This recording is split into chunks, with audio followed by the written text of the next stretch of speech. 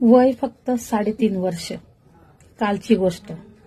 ह्या चिमुकलीचा पहिल्यांदा बलात्कार केला, त्याच्यानंतर दगडाने ठेचून तिला क्रूरपणे मारण्यात आलं आणि या हरामखोराला पोलीस कस्टडीत पकडलं पण गेलेलं आहे.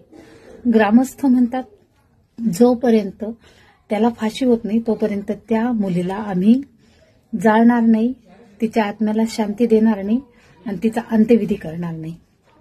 माझी त्या डोंगराळ्याच्या सर्व ग्रामस्थांना एकच विनंती आहे, हो तुम्ही तोपर्यंत तिला अग्निडाग नका देऊ जोपर्यंत या नराधमाला खरंच फाशी देत नाही.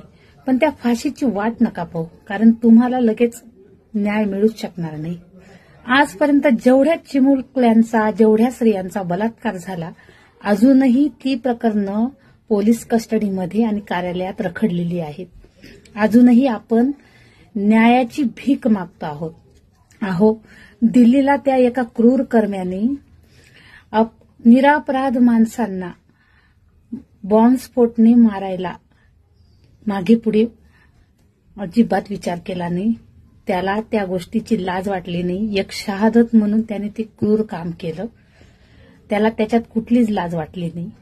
तर ह्या क्रूर कर्म्याला आपण सगळ्यांनी मिळून त्याचा खून करायला आपण कशाला लाजायला हवं? आपण कशाला लाजायला हवं? न्यायासाठी डोंगराळ्याच्या सर्व ग्रामस्थांनो एकवटून सर्वांनी एकत्र व्हा. काठ्या हातात घ्या, तलवारी हातात घ्या. पोलीस स्टेशनवर जाऊन त्या नराधमाला खेचून काढा. त्याच्या करांगळीपासून त्याला कापायला सुरुवात करा. नंतर त्याने त्याच्या त्या अंगाने तिच्यावर बलात्कार केला ते अंग त्याच्या समोर छाटा, त्याचे डोळे काढा. त्याचाही तसाच तळतळून दगडाने ठेचून तुम्ही खून करा. त्याचा खून झाला मग ह्या बेटीला सुद्धा न्याय मिळाल्याशिवाय राहणार नाही आणि मग हिला अग्निडाग द्या. माझ्या ह्या मताशी जर सहमत असाल तर ही व्हिडिओ महाराष्ट्राच्या कान्याकोपऱ्यात आजच्या आज व्हायरल करा.